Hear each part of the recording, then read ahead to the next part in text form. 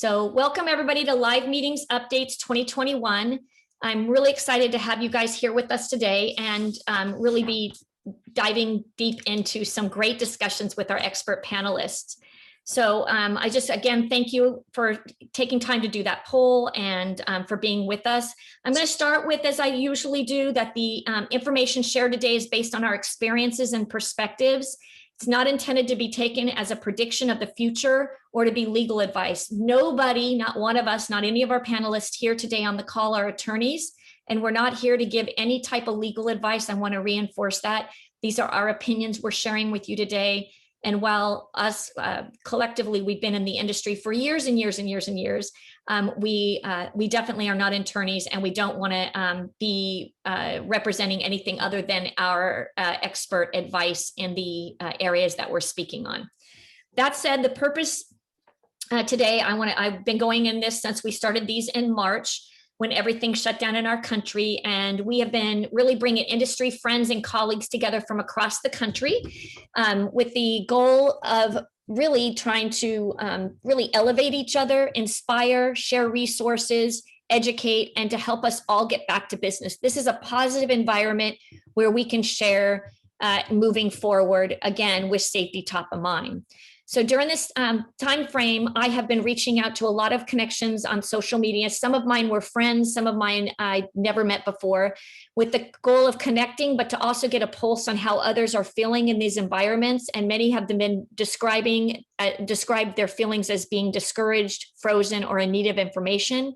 And as a direct result of that, I started doing these live meeting update show to help our industry move forward. And we've been doing them live since May of 2020. We had them weekly, and we just started in October 2020 to do a format that's the second Thursday of every month. And we plan to continue to offer these webinars so that we can all get back to business in some sense of normalcy. So as it has been from the beginning, the purpose of these meetings, again, is to inspire, educate, and focus on what is possible. We aim to answer all your questions today. So it's super important that you remember to ask them, because we can't answer what you don't ask. At the end of the show, we're going to ask each of the panelists to leave you guys with one piece of great advice or a new idea to help you navigate forward in our new normal. We hope that you gain at least one valuable tool in helping you move forward today. That's a personal goal that I want to tell you for us on these shows. Before you exit the show today, we'd also remind you to please take a moment to do the survey.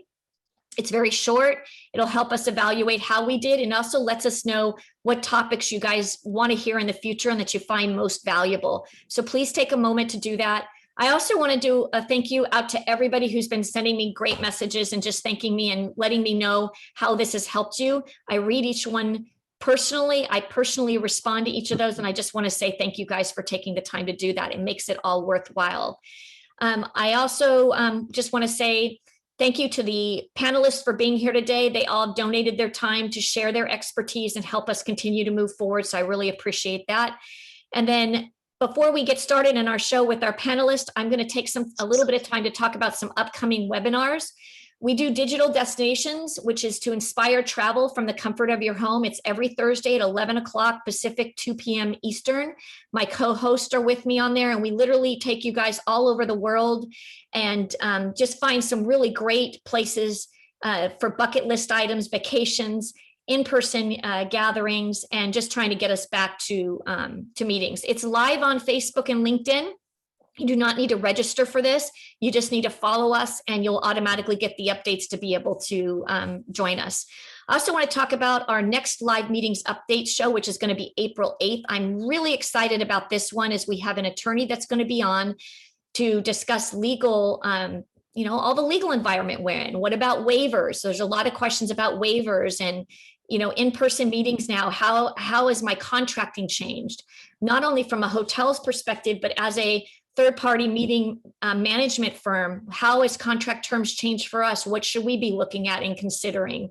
And what are the risks involved, and how do you mitigate some of those risks with contract languages? So we're going to be discussing all of that on April's show. So calendar, bookmark that. And you can also register for that now by either scanning this QR code or again, if you're connected with us on social media, we'll be posting it live there. Also, Brittany's going to be dropping the link into chat if that hasn't been done already, so that you can just click the button for convenience and register there.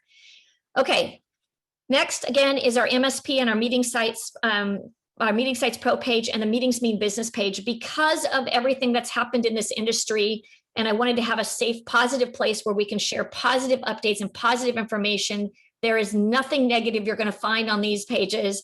I started Meetings Mean Business on Facebook. We have a little over 800 people who have joined us now on this page. So if you haven't joined us yet, please scan that QR and join us there. We share valuable updates. And again, it's a safe place to talk about your in-person meetings and talk about getting back to business with safety top of mind. We share resources there, and we're just happy to have a place to try to elevate our industry. We need all of the positivity we can get, and this is another way that you guys can get that dose. Okay, I want to introduce our esteemed panel now. Really happy to have them with us today. I have Esteemed Beg with us today, and he's from Train Technologies. We have Brian Dyer. He's with Hyatt Hotels, and he's a corporate head of engineer. We have Michael Walker, who's the global head of sales at SmartGuard Solutions, and John David Thompson is his lead engineer. We have Ramon Reyes, who's the general manager at the Omni Hotel at the Battery, Atlanta. And we have Steve Pastor, who's the founder and president of the Event Doc, also 40 plus years industry veteran. So really happy to have all of them on the show today. I want to welcome them all. I want to tell you guys, I'm going to bring them all on individually as our usual format. We're going to have a brief discussion with each of them. We're going to ask them to go off camera and then come back on for a group discussion at the very end. So for those of you that are new to the show, that's the format we do every single time we have it. So first off, let's get started with Esteemed. I'm going to have to stop to think about how to say your name every single time. I'm so sorry if I butcher it. It's Esteemed. It's okay. It's okay. So welcome. So can you talk a little bit, Esteemed, about where we are right now? Sure, of course. And I think this is very positive news. The science is backing the optimism that we're feeling today. Mm-hmm. If you're fully vaccinated, which means that it's been 2 weeks since your second dose, if you are getting the Moderna or Pfizer vaccine, you are theoretically pretty safe from getting very sick. And the CDC has also released some guidelines that's saying that it might be safe to actually start gathering in small groups. So keep taking the same precautions. Make sure you're not becoming lazy about the mask or social distancing. But yeah, we're on our way to actually getting back together. So very positive news.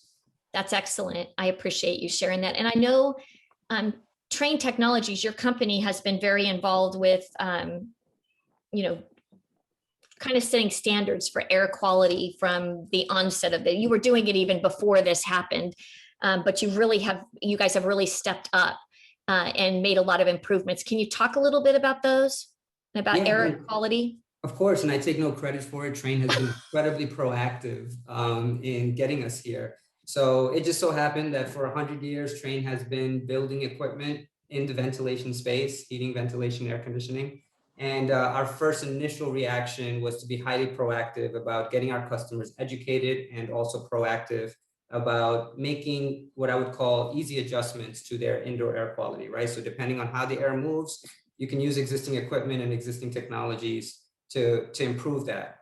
But the next phase that I think, because we have such a high concentration on the occupants for the first time in a long time, we're starting to look at the 4 pillars, which is thermal comfort, lighting, indoor air quality, and acoustics, so that you are creating something called indoor environment quality rather than just air. That's perfect. Thank you for sharing that. And can you tell me just how can hotels with event space stand out, especially after implementing an air cleaning technology? Is there anything that they can be doing? Oh, absolutely. Just outside of the traditional signage that you can start to put out there to make your occupants feel safe. It goes back to the core mission of hotels and event spaces, right? Is to be a safe destination. And you want to just make sure you preserve that message, regardless of what type of technologies you implemented. So you want the customer, you want the guest to feel that their priorities and their safety is being considered, at the foremost. So it's less about the technologies. It's more about the way that you're actually fulfilling your mission as a business by doing the right things for your clients. So I love this slide. It does talk about some of its different steps. You have a good area, you have a better area, and you have a best area. Yeah. And I know this is super important in terms of where we are right now in a pandemic, when there is a virus that is out there. Can you talk a little bit more about these different steps? Because a lot of people who are on the show are not aware of these different opportunities. Absolutely, and that's a great question. So this was a lot of playing in the initial phases of the pandemic. We were playing defense against a highly reactive market where the best marketing or the technology that had the best outreach, they were the ones being adopted, even if they weren't the greatest fit. So what we wanted to do is we wanted to create a process and a lot of visibility into all the technologies that are out there, but that you should definitely consider how your building is designed. A lot of these buildings are designed decades ago, right? Some a century ago. So just applying the most, what I would call the first technology that showed up at your door wouldn't have been the best results. So we wanted to make sure that everyone understood that there were easy ways to start adopting technologies, but for some of the more complex or more expensive technologies, that we should definitely go through an assessment or a process. Perfect. Thank you for explaining that. Can you talk a little bit about how the industry can convince maybe hotel owners and event spaces to modernize and adopt proven technologies? Some of those you just showed us. Yeah, of course. It goes back to preserve your mission, right? I know we're in a highly reactive situation. So if you're an event planner, your job is to make sure that you not only bring the most people into the space, but that they're safe. And you want to make sure that when you're choosing your venues, that you ask the right questions, or even inside of your contract to require certain practices or certain behaviors. Not only that, ask them what technologies have they adopted. The most proactive hotels out there will be glad to show you how they are keeping their occupants safe. Perfect. And somebody's asking, what is the safest technology for a hotel to adopt in COVID? That's a great question. It's a loaded question. Yeah. So I'm going to be very careful. There's no best technology, right? I'm going to keep saying that. It's only because every single building is designed so differently. The way your air reaches you, and that's only one component of being safe.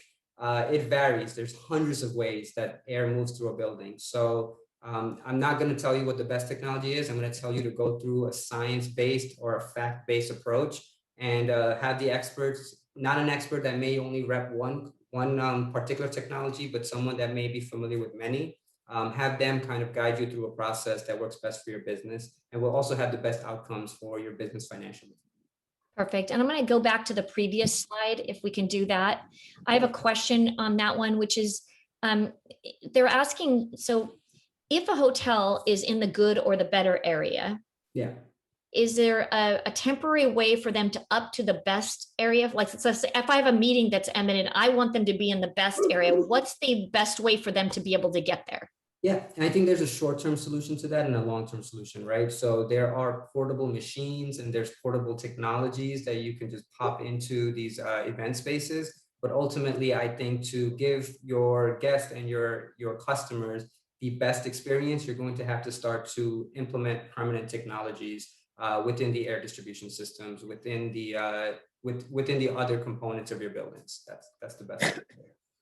So if they're, just to be clear, so if they're in a good or better, one of the best ways for short term, let's say if I have a meeting next week and I'm wanting them to do that, is to use a system that would be in the best area. So something that has a HEPA filter in it, or both of those.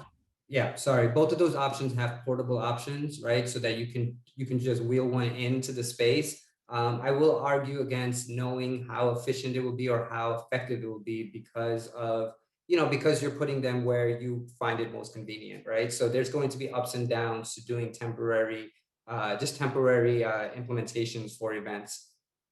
And I'd say what you're saying there is you work within a certain square footage, and if you're right next to it, you probably get better quality than you do if you're way on the outside of it. Is that understandable? Yeah, I think if you follow the facts and you follow the science, you see that air moves so differently in every space.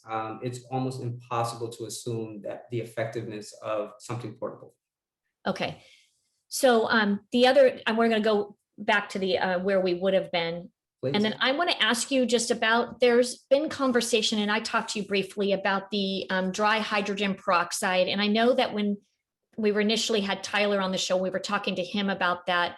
It was a relatively new technology. It's been out for a little bit now. Can you talk to us a little bit about what that is and how that's utilized for indoor spaces? Sure. Just want to clarify that it's relatively new to a lot of these industries that need this technology. It's been around in chip factories and food factories for a very long time to reduce mites. It's just it's vaporizing a safe amount of hydrogen peroxide. There's tons of data that it works, that it actually also reduces a lot of allergens in the air as well. And just like so many things that we're seeing today, a lot of these technologies existed. It's how it's being applied that can be most effective to other areas like schools, hotels, and other traditional areas that just would have never adopted this technology on their own. Yeah, that's fantastic. I do appreciate you having on. I know one of the things that made me start thinking about this is when, everybody was saying, everybody as the government was saying that outdoor events and gatherings were good with spatial distancing. And I started thinking, like, what's the difference between the outdoor and indoor? And it's really airspace, air quality. And so when you're looking at that, and how can you make it as close to a hospital environment as you possibly can in this environment, I feel like is a good thing. And hotels have a lot of variables they can use. Like, so one of the properties I was talking to, they have blowers. And so they blow to bring the outdoor inside. They can blow that fresh air in addition to UV lighting and also HEPA filters and some of the other things. So it's not always a one activity fixes all of that. Can you talk a little bit about that? Yeah, it's an incredibly cohesive solution that you need to pursue. If you bring in more outside air, your energy costs are going to go up, right? So that's why there's a standard minimum for outside air. Otherwise, no one would bring in outside air because it costs a lot of money for energy. So you're absolutely right that a building has many components that contribute to the quality of your indoor space, right? And that's why we're shifting from just indoor air quality to indoor environment quality, right? But at the same time, you have to make sure that it makes sense for your business financially. So that's kind of the entire ecosystem of how you approach these problems. And as the focus becomes more on those occupants, they're going to start to care about things like acoustics. They're going to want that premier experience because others will give it to them.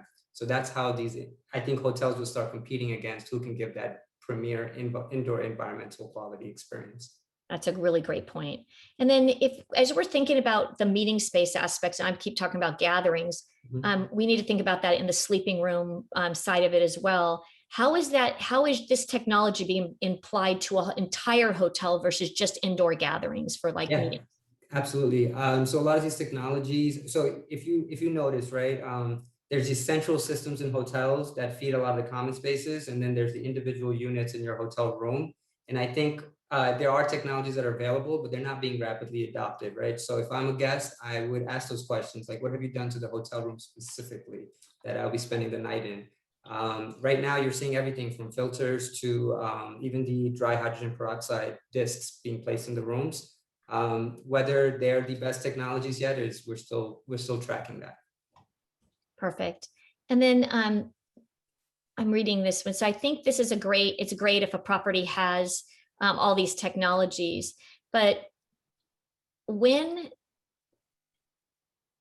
it says I'm looking for this when I am going to book somewhere, probably. So they're asking, so should they be putting this in the RFPs? Like when they're looking to book a property, how should they put in the RFPs? Should they not? My response to that is I do put in the RFP. I'd like to understand the air quality that they have available. That's why I know some of the hotels have the vents and the UV lights. It's amazing how wonderful they are. They've connected me with engineers to help me, navigate that arena so I can talk to them specifically about, sometimes these hotels are so gigantic we're using that they have engineers that will talk about it, and they have it like in one room's a little different than what's in another room on another side of a hotel. It's a different unit. Yeah. And so it is definitely dynamic on when you're working with hotels on how they are managing that. But I am definitely asking that in the RFP process and actually having conversations with the property so I fully understand what those options are. Yeah, coming from New York, I've seen hotels where one side was built in the 20s and one side was built in the 80s, you know? So you're going to have a massive mix of different HVAC equipment. And that's why you really need to bring in the experts to do an assessment first before just jumping into a technology. Just like any investment you would do, find the ROI, find out how it aligns with your mission and how it protects your occupants, and make decisions in a very intelligent way. Thank you very much for being on the show and sharing the expertise. I'm going to ask you to go off camera, but I'm going to ask you to stay present for the very end of the show. I'm going to bring on, when I've been talking about talking to engineers and, at hotels we're working with, one that I work with frequently is a brand I work with. I work with all sorts of brands, but one I work with frequently is Hyatt. And Brian Dyer was introduced to me by one of the one of my hotel partners when I was wanting to bring somebody on the show to talk about engineering. And we've had lots of conversations about how to make air quality work at properties. So can you talk to me a little bit about, Brian, first of all, welcome. And can you talk to me about what steps Hyatt is taking at the corporate level to prepare properties to host guests and meeting attendees safely? Sure. Thank you, Michelle. Thank you for having me. ISDX hit on so many topics that we look at and evaluate, and it's all great advice. Really, each building, as he had mentioned, is unique in its own right. And so what we want to do is assess our buildings and our meeting spaces to make sure we're making good decisions and putting the best technology forward, and that technology has been approved by third-party validation to make sure that it's going to be effective and provide a safe environment. Perfect. Is there anything specific you guys are doing though? Is there any guidance that's going out or anything specifically you guys are telling them at a corporate level? We're offering guidance to our properties to make sure that they're following local regulations, obviously, and also looking at the industry standards and recommendations that are coming out from organizations like ASHRAE and other consultants that we work with. So Brian, they're having trouble hearing you. Your voice is muffled. Yes, come forward and try that. Sure. Is that a little better? Sorry about that. A lot better. That's okay. They're saying they can hear you now. Great. Okay. Yeah. So we're working with industry organizations like ASHRAE. We have professional consultants that we're utilizing, implementing filter change outs, what grade of filter we're installing, some UV technologies when it's appropriate. And making sure that obviously our systems are running as designed and as they're supposed to for the regulations. Perfect. Thank you for that. And then what best practices do you have in terms of airflow and equipment at your properties? Best practices are obviously maintaining the equipment to the manufacturer's specification. And that's key to making sure that it's running optimal and making the space safe and available for guests. Perfect. Your microphone is going in and out, so hopefully we can adjust for this. How have these strategies and procedures changed since the beginning of the pandemic to now? Like what have you seen evolving as far as what you're doing for air quality at the properties? Sure. Increased filtration has definitely been probably the biggest topic that's come up. And around that is looking at the equipment to make sure that it still can work optimally with increased filtration. Obviously, the equipment, as Esteemed mentioned, in some cases was designed many, many years ago. And so implementing new technologies, including filtration or increased filtration, can sometimes cause constraints with those pieces of equipment. So we want to make sure that it's running optimal and working effectively. Perfect. There's a question in here that they're asking is are you seeing any local authorities involved in overseeing indoor air quality certification standards for gatherings? I personally have not seen that, but I would not be surprised to see that in the future or potentially in certain jurisdictions.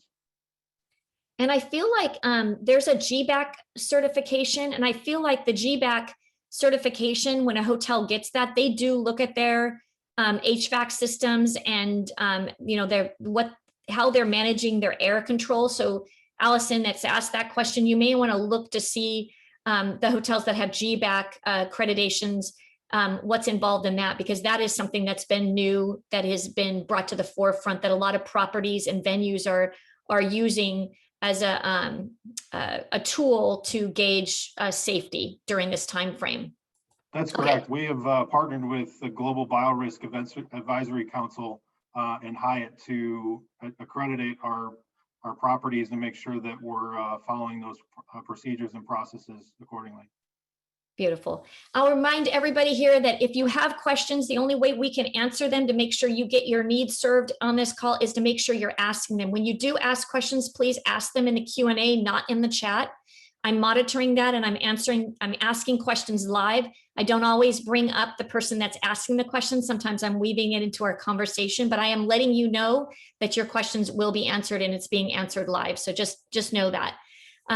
So I have just one more question for you from me is, are there any initiatives that we can expect to see to be enacted in the next few months that you can see coming our way?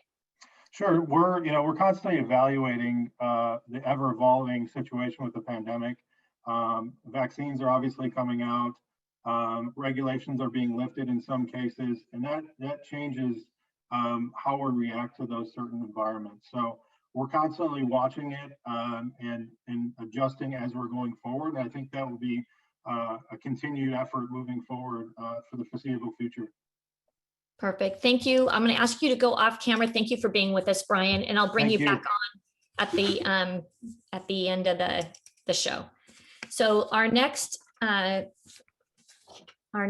panelists are going to be, I'm bringing 3 of them on, Michael Walker, Ramon Reyes, and also John David Thompson, all from, Michael Walker and John David are from SmartGuard Solutions, and we have Ramon Reyes with Omni Hotel at Battery in Atlanta. We're going to go ahead and kick this off with this video.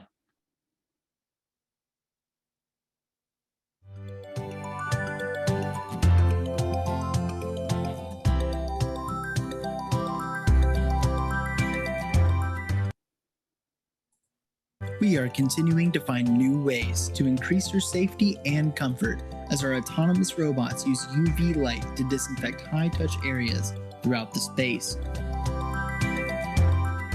Our disinfection robot is currently performing UV disinfection.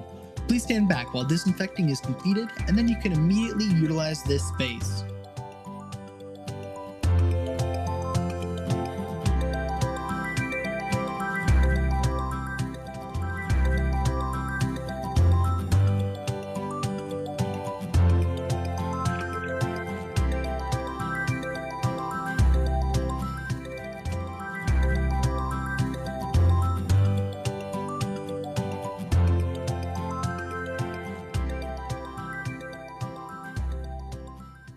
That's fantastic, Michael. I love that. It's kind of like a Roomba going back, but for our meeting spaces. So I love the video. Can you tell us a little bit more about how you're bringing back meetings and events in person using this technology?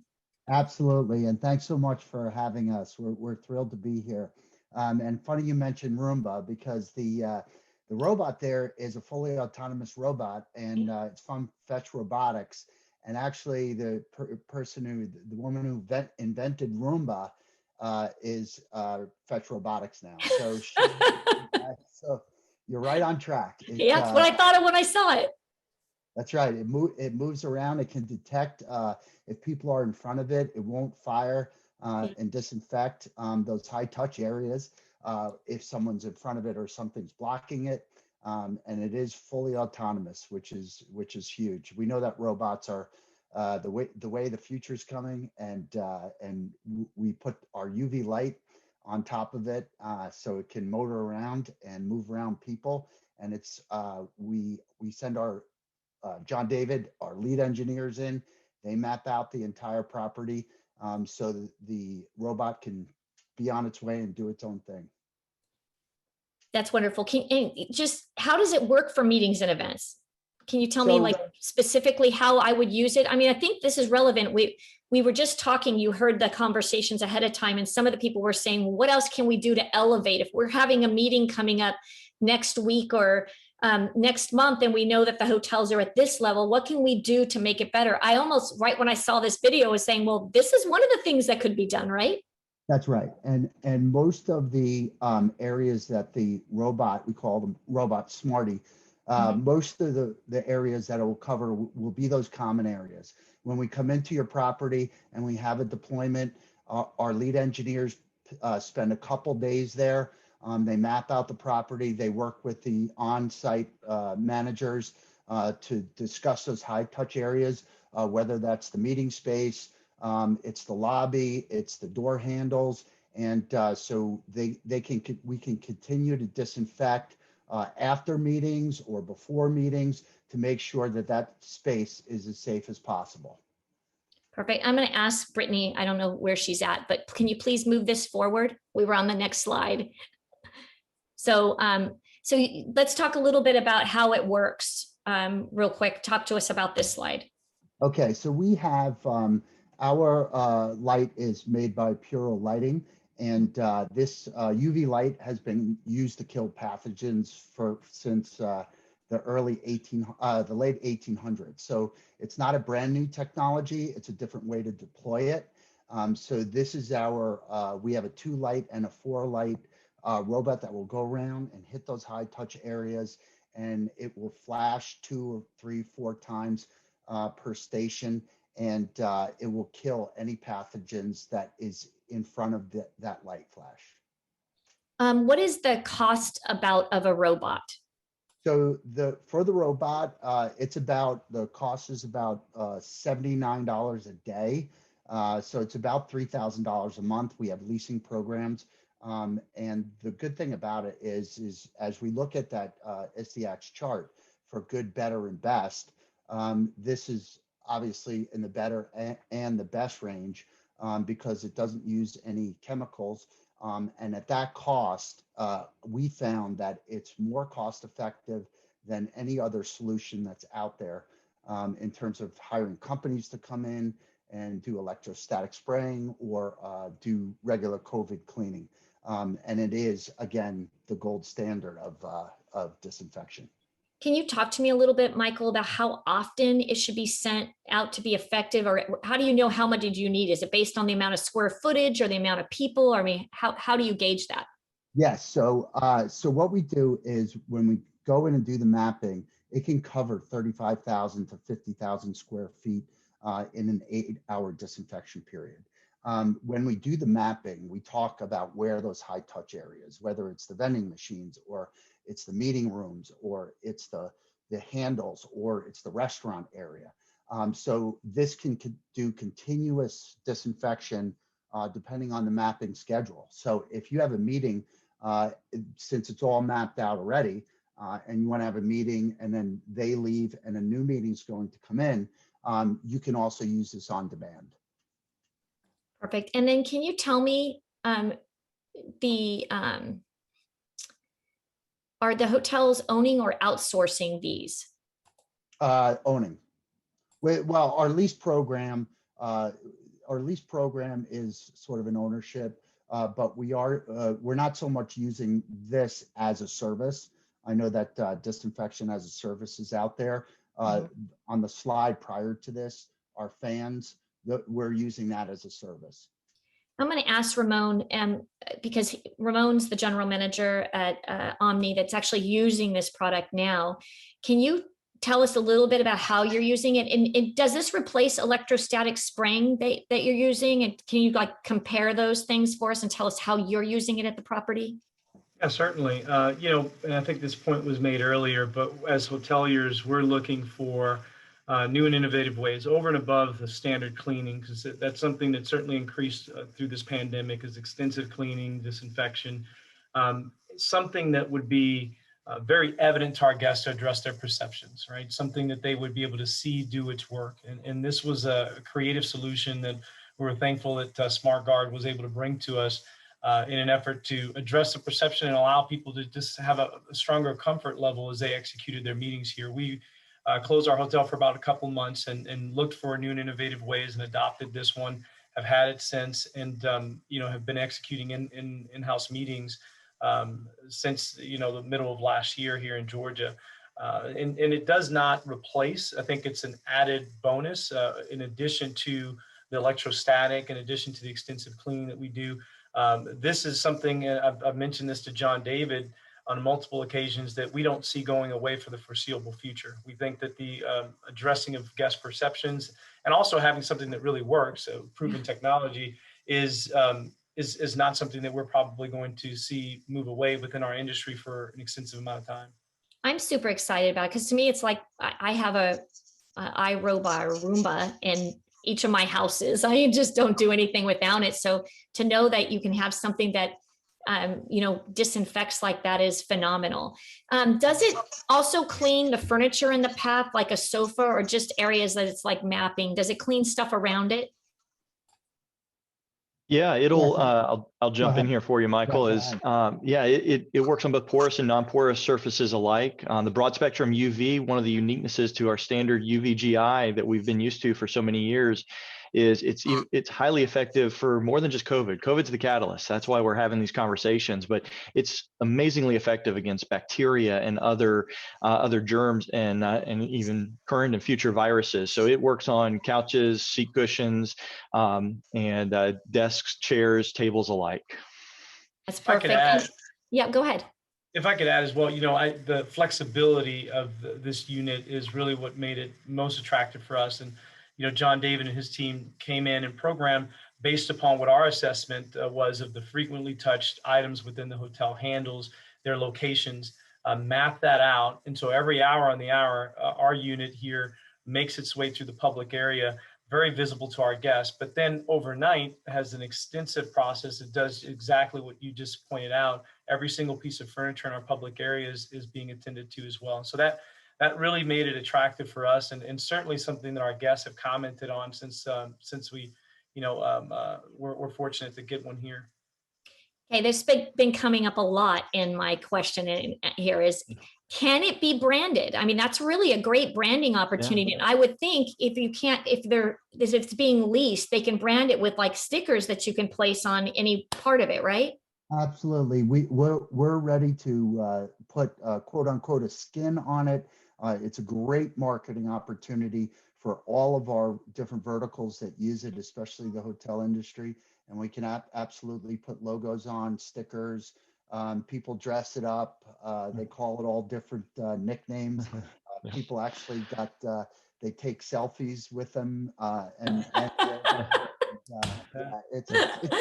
fantastic. It's our new best friend. That's wonderful. So John David, I have a question for you. Do you know if this technology is being used on planes yet? UVGI is being used on planes. Some other technology. A robot on a plane is hard. So they've got some very creative push cart solutions for it. I've seen JetBlue and a couple of others have begun to utilize it, and I think it's a fantastic solution. But on a plane itself, it's a little more difficult. We are actually working with a major airline for their offices and some of the other areas, though. Perfect. There's a lot of interest in this product, so I'm really glad I had you guys on. I'm going to have you guys go off camera now. Thank you guys for sharing your expertise. We are going to bring them back on again. So you guys that didn't get questions answered, please use the Q&A, ask more questions because we'll be bringing them back on. And don't forget, everybody's going to be sharing their piece of advice and, best plan or idea for you guys to be able to keep moving forward at the very end of the show. We're bringing on, last but not least, saving Steve Pastor. He is the CEO and founder of the Event Doc, but he's also a over 40-year event veteran in the industry. And I'm super happy to have him on it. His company has been doing the COVID testing. And they've been doing COVID testing for a while now. And what's unique, like I said, about his company is that he's been doing it and he comes from our industry and been doing it. So I'm super happy to have him on. Welcome, Steve, to the show. And you're on mute, so I'll ask you to unmute yourself so we can hear you. And I'm gonna just thank you. Welcome. Glad to have you here. Thank you. Well, thank you for having me. I'm so glad. I mean, your background's so interesting to me. And one of the things is you've been really modest.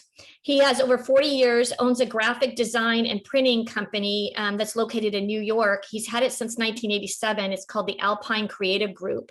And they really do some great designs. I was looking for celebrations and galas and corporate functions. Your work is top notch. But I've also was so impressed because I know that you've done work with Hermes and a number of nonprofit organizations like the Smithsonian in Washington, D.C. So you've been busy. You're also a father of 3 residing in New Jersey, and you have a wife and 2 twin daughters, and you had time to start this company. Can you tell me a little bit about what made you think, with everything you have going on, that you're ready to start another company?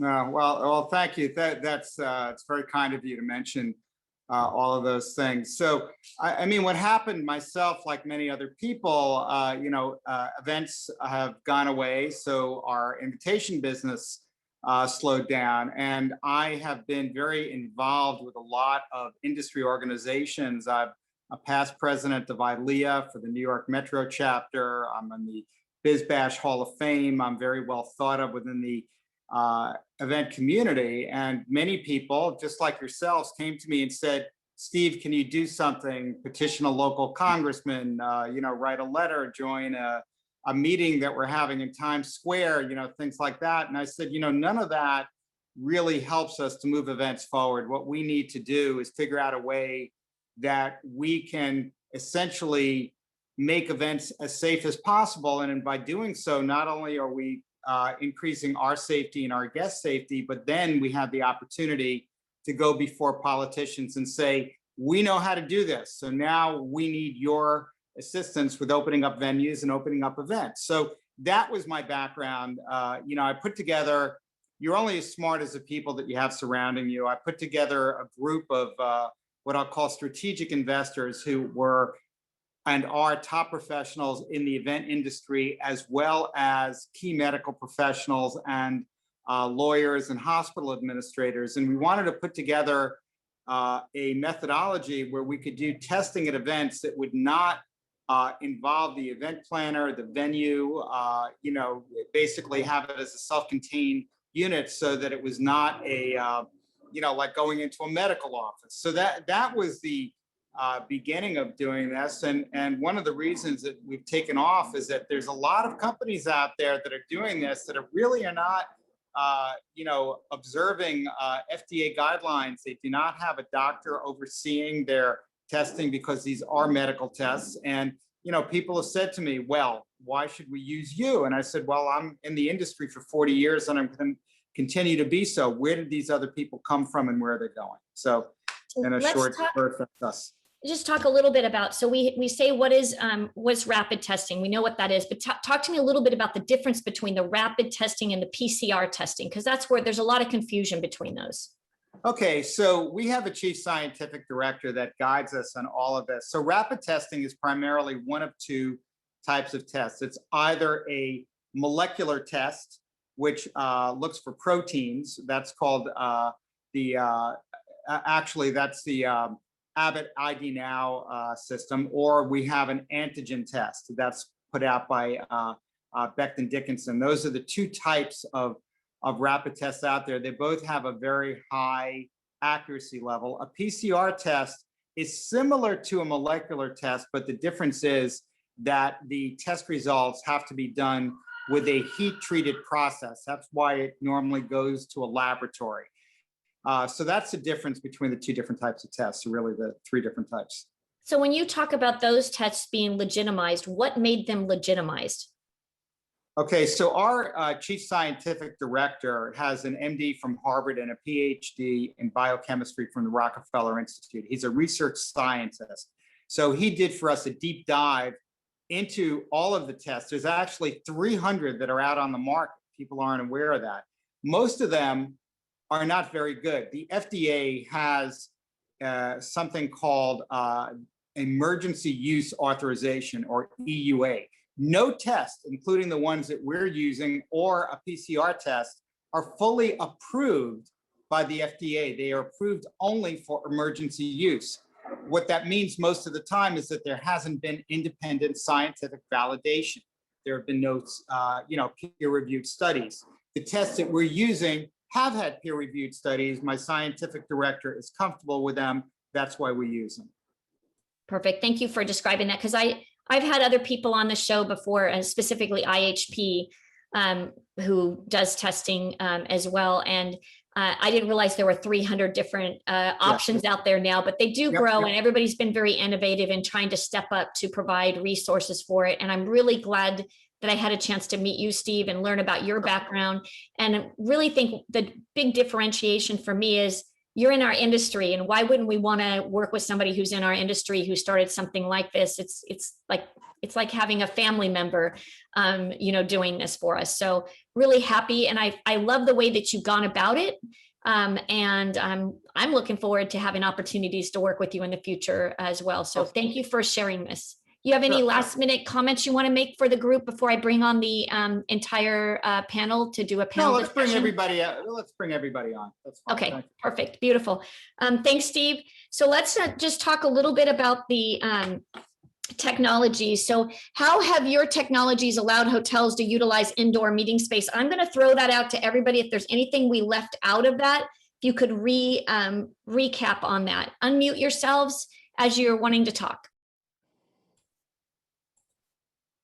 Anybody? Yeah, sure. I'll take it. So for hotels in our portfolio that had already smart technologies in it, such as building automation systems and just smart controllers, we were able to very quickly deploy our technicians to make just quick fixes, low cost fixes. And that just meant adjusting set points, adjusting sequence of operations, and adjusting minimum damper positions. So, if you already had invested in some of these technologies, or if you have a smart hotel or smart building, a lot of these things can be achievable very quickly. Just want to point out that there is a energy impact to it that might cost you a little bit more money, in the long run. Thanks for that. Of course. I'm going to ask, is there a recommendation for a small personal safeguard device similar to a robot that could be given to attendees? I'll actually jump in, and it's something that I delivered to Ramon yesterday, and it hits that best technology that Istiak was talking about with that photocatalytic oxidation or titanium oxide filtration activated by UV, and it's these UV fan units. They're whisper quiet, so the most important thing, if we're having a meeting, we got to be able to hear each other. And so it allows the meeting to go on without interrupting, while providing that changeover in the air, that disinfection that we're all looking for. In fact, the DOE studies on photocatalytic oxidation says that it achieves the same level. Again, if you size it right, you got to size it for the space correctly, but it achieves the same effect as if you brought in all fresh air during that event. So this is one of those nice small group, small meeting space options for taking care of those that are in attendance. And Ramon, I don't know if you had anything to comment on as well. Yeah, it was delivered yesterday, as John David mentioned. We put it in our boardroom yesterday and today for two separate groups, and the feedback has been positive from the very beginning. And it goes to, again, doing something that's right and making the right investment there, but also addressing a perception that we know exists amongst those attendees. In our setting, we use it in smaller meeting rooms between yesterday and today, but I look forward to seeing some of the feedback from some of our larger groups as well. That's perfect. And then is the robot being utilized in airports yet? John David, do you know? They said airplanes before. Now they're asking about airports. No, but airports are a perfect solution for it. And one of the things about this robot, and I'll just hit this briefly, is we really designed this one to be able to operate in 24/7 environments. Compared to other standard UVGI robots, by utilizing the pulse xenon technology, the way we've designed this, it allows us to work in and around persons while maintaining the safety, because the last thing we want is UV exposure. And so it really allows us to operate safely in and around persons. And so, we've got all these new products with COVID. So we're looking forward to getting into some airports soon, hopefully. But we are in office, industrial, warehouse, hotels, hospitality. We're in a lot of different spaces already. What about convention centers? Are you in convention centers, or have you guys thought about offering this to some convention centers. Orlando would be a great, good first start. Yeah, I've got connections for you. Yeah. They're In having fact, them. that video we watched at the beginning was in a convention center. That particular convention center is on the West Coast and hasn't been able to get open back up yet. But we've got it fits well. Again, you got all that space to have something that's just roving with the battery operating time. If you just let it run 24/7, it's going to operate 16, 18 hours a day doing that disinfection. Now, Yeah, Brian, the West Coast Convention Center that John David's referring to, their occupancy has been so far down that they're only using like 5% of their total capacity, and but they're looking to open up back in June, and this is going to be part of their solution to disinfect surfaces, and also they're going to be looking at our UV fan to disinfect air. I'm going to ask Brian they're asking Brian, they want your opinion on this product and the technology, and if you guys are using it in any of your Hyatts, or just what's your opinion of it?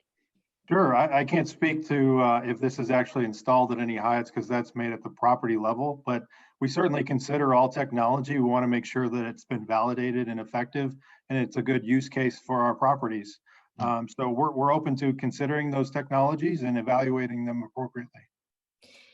Perfect. And then are there any of the panelists with ISSA to make this cleaning and robot standard? Do you guys familiar with that? So Jennifer, if you can put what you're talking about for ISSA in the chat this time, that would be helpful, and I'll be able to address that. Another thing is, this is for Steve.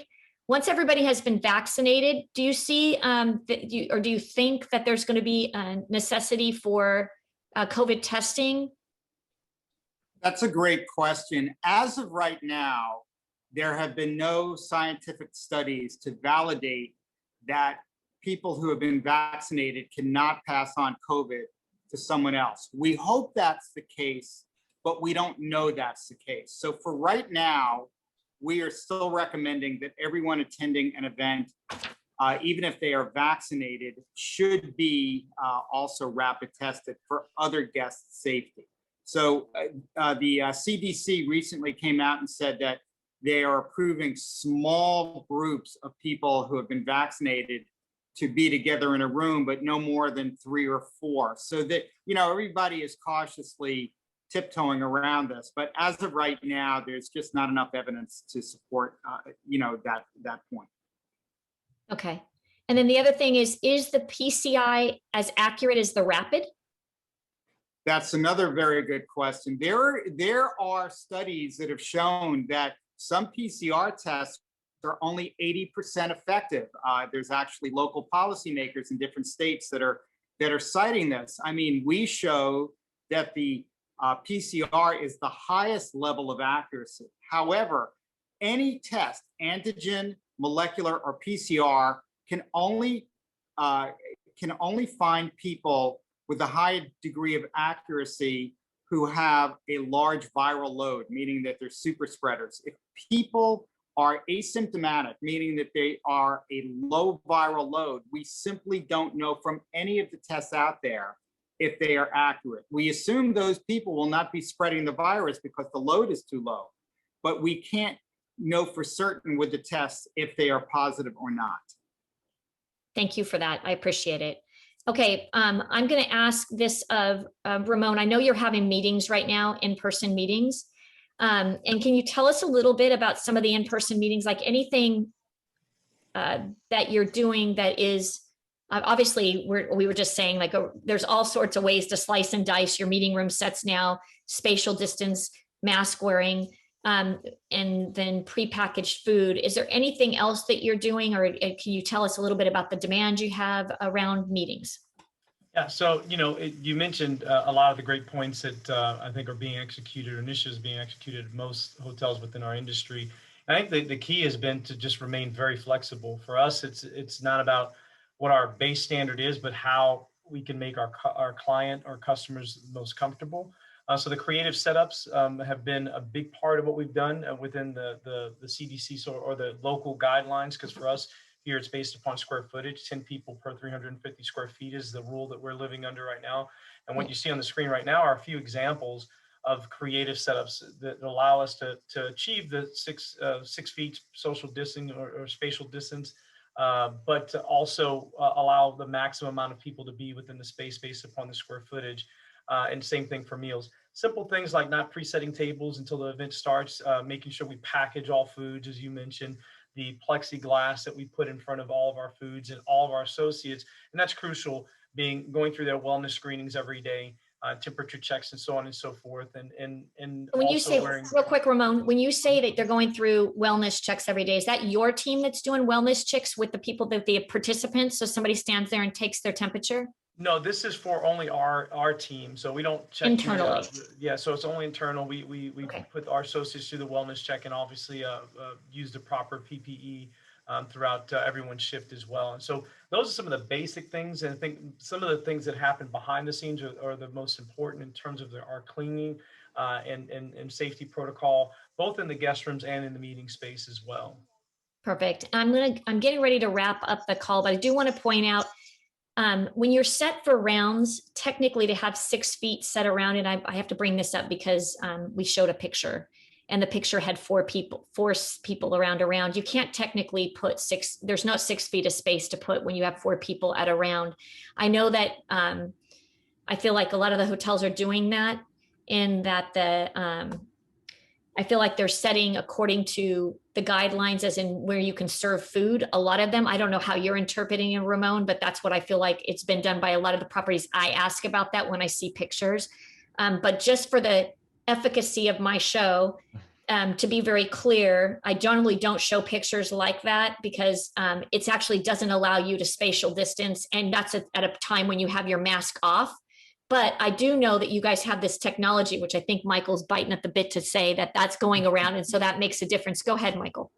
That's right. Well, whether it's, again, disinfecting surfaces, which is what our robot will do and continue to do 24/7, like John David said, or if you can use it on demand, but also our fans, it covers 450 square feet to destroy pathogens as well. So that combination of putting in that extra layer of protection to get to that best level makes your customers feel better and your clients, and it also makes your employees feel better. Thank you for that. I appreciate it. That makes sense. A lot of other hotels are doing it that don't have that technology. So again, I feel like they're setting the standards as if it's a restaurant. And that's okay. But usually when you go to a restaurant, you're in a family unit. And when you're in a group, you're not. And so I'm all for us moving forward, but I just want to make sure we always clarify if we're doing something that's outside of that 6 feet and we're asking people that, or telling them it's okay to remove a mask, that there's something in place that justifies that. So in this case, kudos, Ramon. That's right. And it's such a great marketing opportunity. That West Coast Convention Center that we mentioned before, as soon as they sign the lease, they can go out and market it that they're going to now have the gold standard of disinfection, and they can market it that way so that they can get people coming to their convention center. Yeah, it's just like the GBAC accreditation. And speaking of that, that's the parent company that Carissa, that one of our attendees were asking about, the International Sanitation Supply Association. So she was asking if anybody's a member, and I just took the liberty of saying no, because if we didn't know what ISSA meant, that means we're not members. So I've already answered that. I do want to say we're getting ready to wrap up the show. We have a handful of additional questions, so I'm going to run through these real quick. So if you guys can make your responses as brief as possible, I would appreciate it. This one's for Brian and Ramon. And Brian, I'm going to have you start it. Have you seen issues like HVAC, air quality, air refresh rate, et cetera, being addressed in event insurance of your meeting clients? Brian, I don't think you can actually answer that, right? You're more on a corporate level, or can you? Well, we've worked with our properties to assess the systems that we have in place and ensure that they're evaluating those and making the best decisions and implementing technologies where needed. So we are looking at them and we're supporting our properties to do so. Thank you. Ramon? Yeah, and I think that as an industry, there's more we can do there. Our building is relatively new. We're 2 years old. And so we have the benefit of having some really nice technology in place within our air handlers and UV light being a great part of that. But I think that there's, again, still more that we can do within the meeting space to ensure we address the perception of our clients. Thank you. I'm really excited. Honestly, wasn't as excited seeing it in a presentation, or even just looking at the content ahead of time as I've been with hearing it on the show. So I really think this is going to be a big deal. And honestly, I could put you guys in touch with a ton of properties that would be interested in using this to try to help them move forward, that are having meetings now and looking for something just like this. And I'm just going to ask Istiak, can you just comment on, do you guys offer any technologies that are similar to the smart UV within Train Technologies? Yeah, we actually have a huge portfolio of it. I'm not going to go down the whole list, but everything that was in the Better Best are either within our portfolio or a channel partner of ours. But the photocatalytic air cleaners are tremendously popular. They go into the ductwork or the air handler, and similar technologies, but they have an oxidation stamp component to it. Are there is there some place that gives like a robot or these supplies that you guys are providing a stamp of approval saying, hey, these do get rid of 99% of the bacteria? They're asking, how accurate and safe is this robot technology? Mm-hmm. And I'm going to ask each of you guys this. And then they're also bringing up that Ramon has brought up that it helps with guest perception, but does it, customer reception, but how precise is the technology? They're not hearing that. So let's speak to that. And I'm going to ask Astika, I'm going to ask you, Istiak, to speak to that. And I'm also going to ask John David to answer that, both of you. Sounds good. Yeah, for me, I don't have that answer in front of me, but everything within the Train portfolio goes through this entire process of getting within our portfolio. So things like the actual scientific data that comes with these products, but also a time frame of how long these products have been around. That's what it takes to actually get into our portfolio. Thank you. Yeah. On David. This really goes back to a point that Steve made, which is there is a lot of claims out there. We all know that they're all over the place. It gets back to who is verifying and looking into this.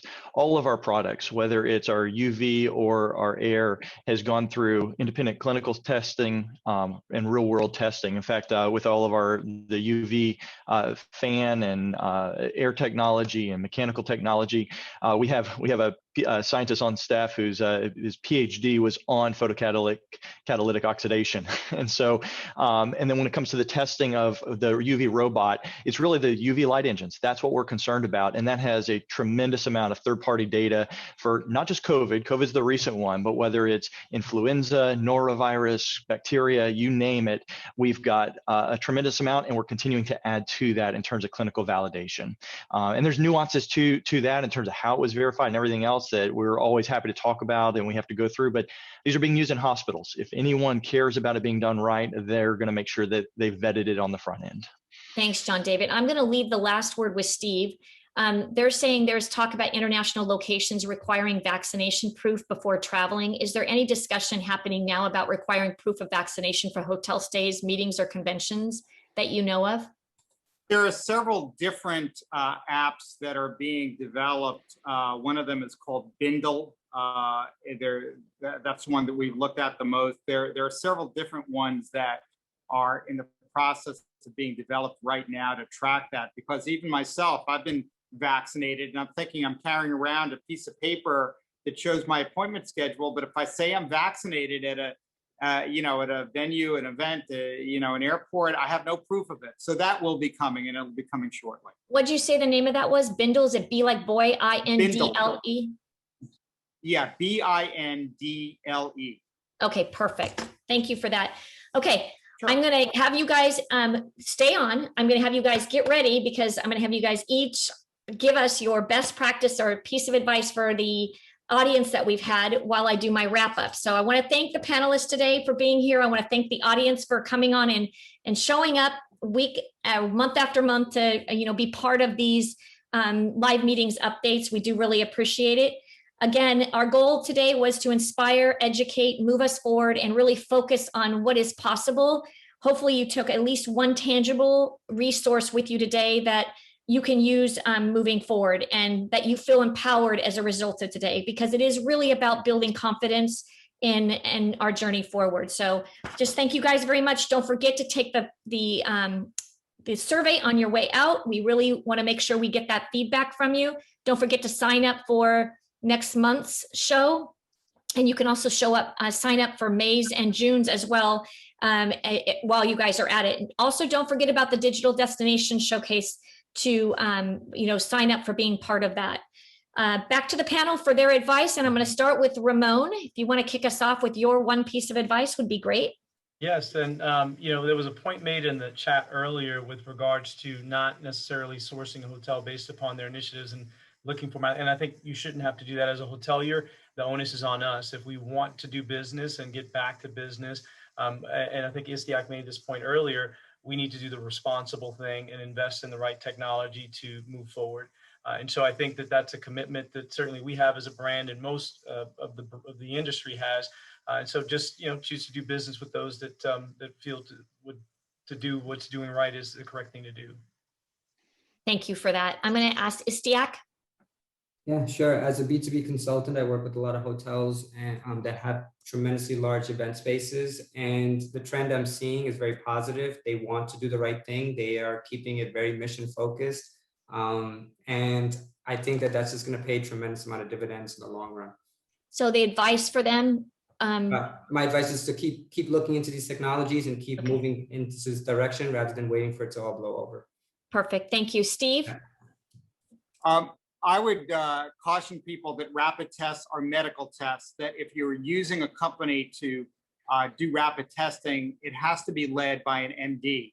Ask the company to send you a PDF of the medical license showing that they have a doctor supervising it, because if they don't, it's not legal. Thank you for that. And Brian? Yeah, thank you.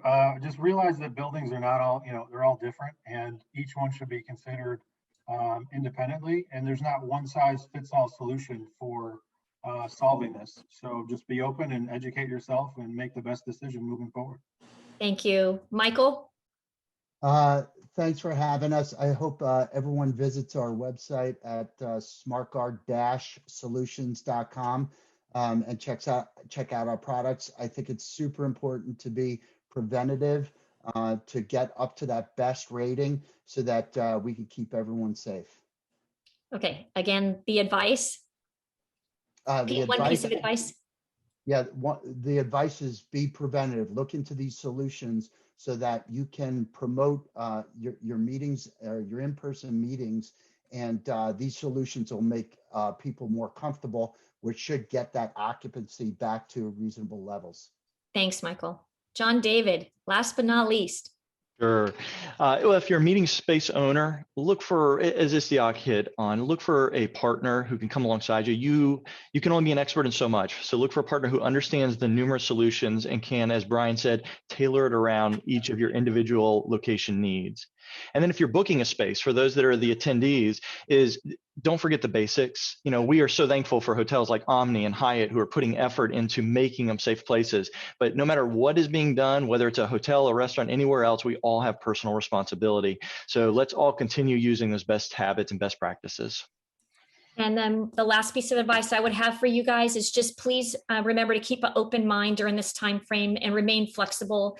It's frustrating sometimes because things keep changing. They've changed from last week to this week. I mean, you just have to really stay flexible, keep an open mind, and join different sessions like this along the way, and really do your research online. I would also caution you to be careful about the news that you let into your reality, because I do talk to a lot of people that have been feeling down. Negativity just brings you down and it breeds more negativity. So please try to find people in your life that inspire you and that help you be a better version of yourself. Don't settle. Don't let negativity bring you down. So thanks, you guys. Thanks everybody for being part of the show today. I really appreciate it. Brittany, thanks for everything you did behind the scenes today to pull this off. This show did a great job. And really love the technology and just our conversation. So thanks everybody again. Kudos. Have a great day. Stay healthy, stay well, and we'll look forward to connecting with you guys again. Great. Thank you again. Thanks. Take care.